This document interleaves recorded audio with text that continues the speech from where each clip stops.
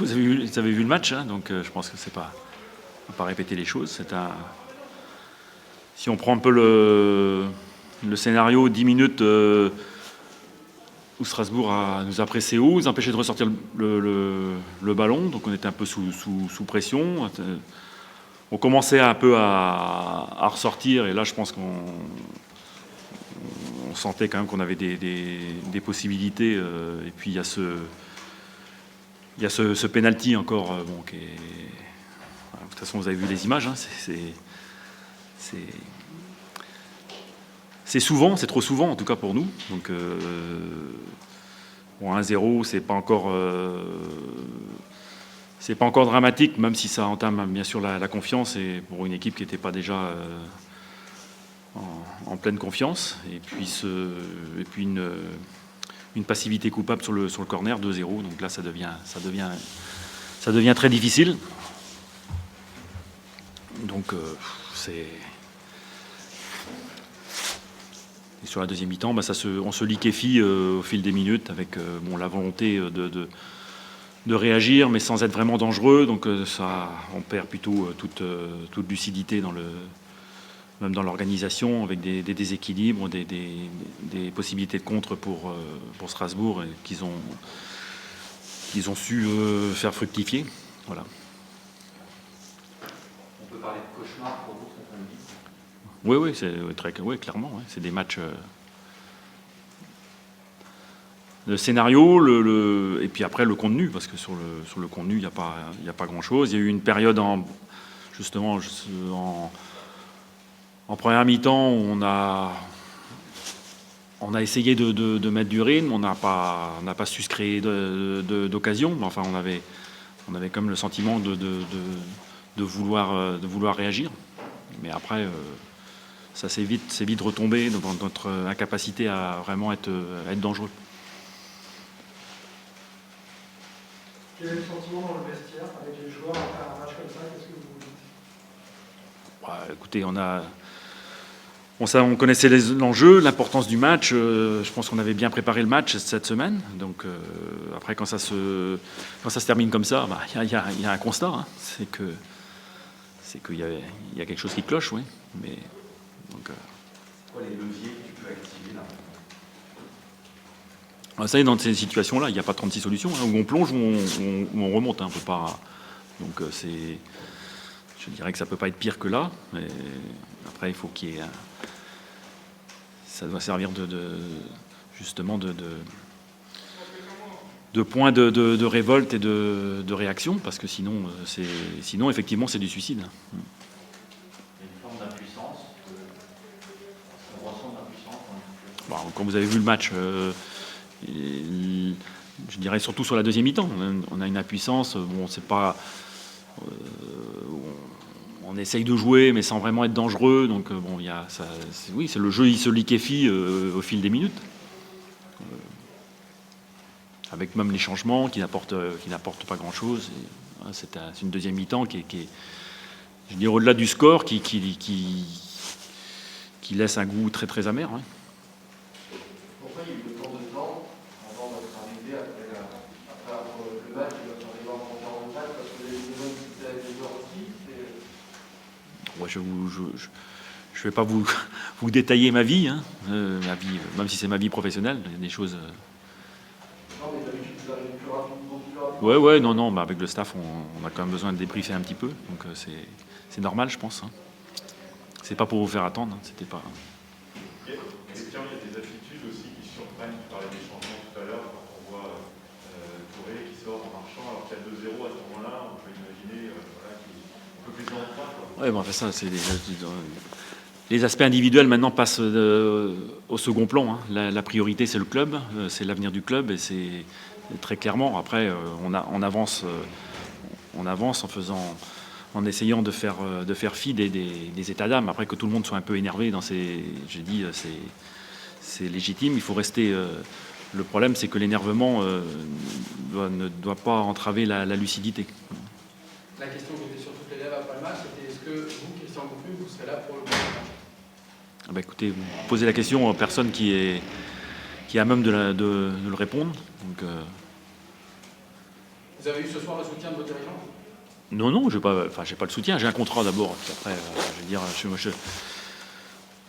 je vais pas refaire l'historique de ma venue. Hein. Je suis venu ici pour donner un coup de main, donner le maximum. Je suis au service du FC Nantes. J'essaie de le faire du mieux possible. Je m'implique complètement. Il y a des moments où c'est plus difficile. Et actuellement, depuis quelque temps, c'est plus difficile. Mais après, c'est pas un problème. Si je conviens pas à la situation, c'est pas un souci.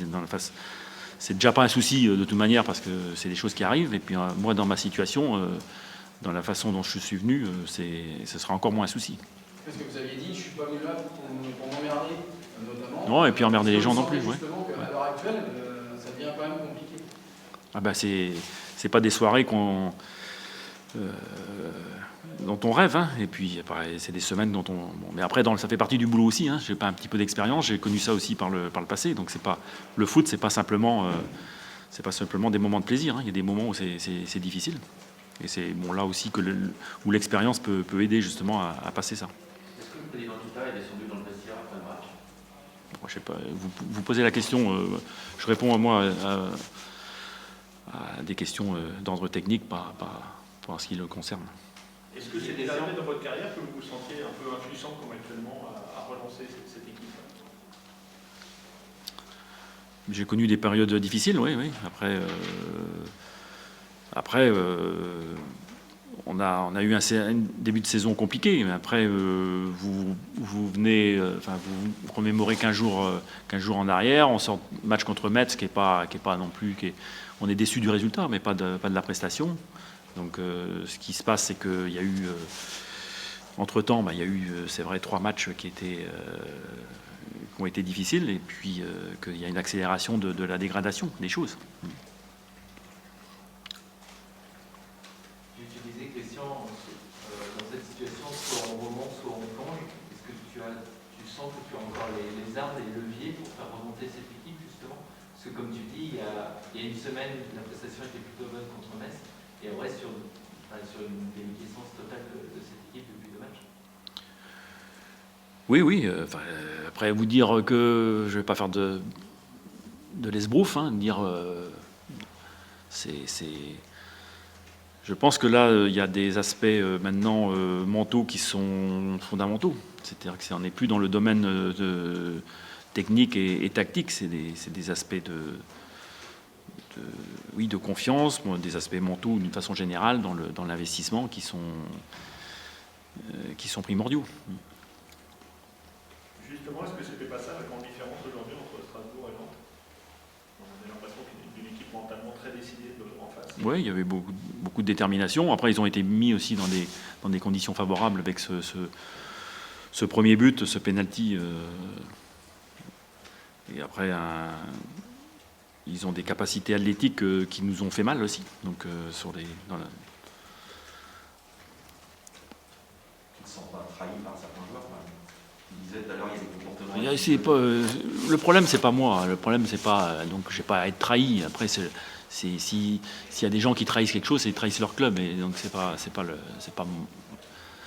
moi en l'occurrence. Donc, moi.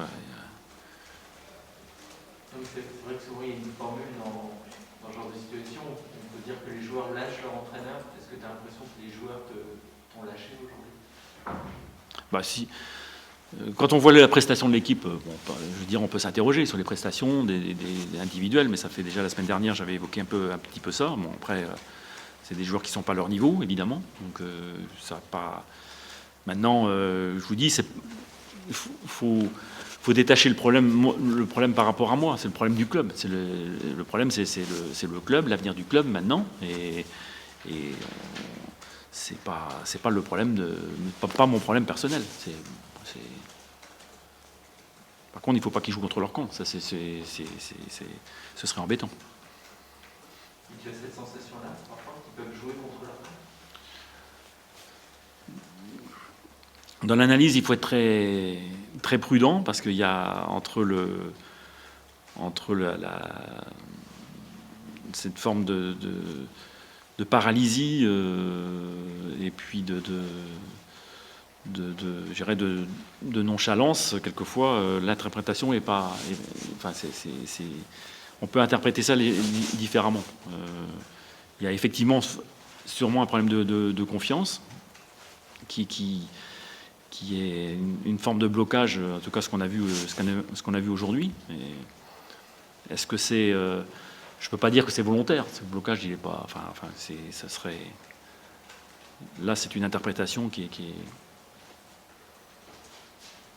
Christian, comment on peut expliquer qu'une équipe à domicile qui joue une partie de sa survie ne cadre aucun tir en 90 minutes?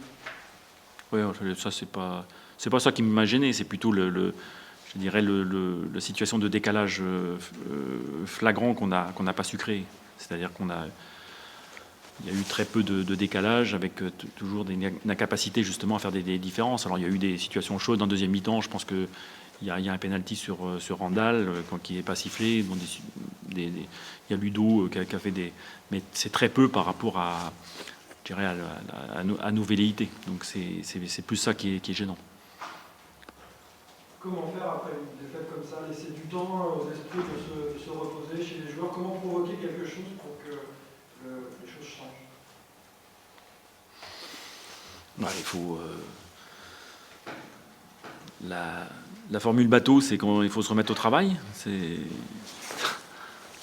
bon, c'est plus fin que ça, parce que ça voudrait dire qu'on ne travaille pas avant. Je dis, on a fait, je pense, une bonne semaine de travail, on a bien travaillé, on avait bien préparé ce match-là. Quand ça débouche là-dessus, on s'interroge, évidemment.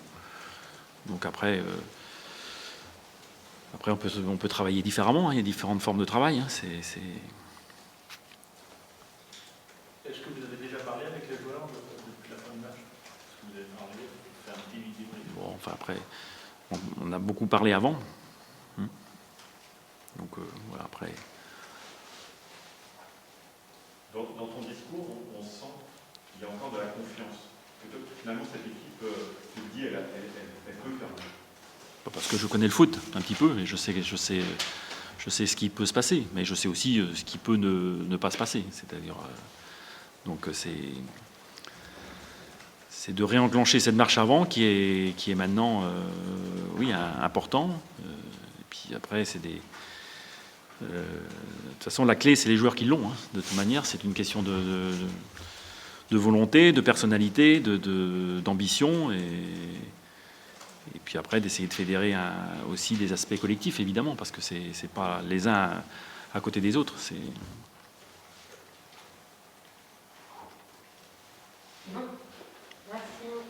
Merci. Merci.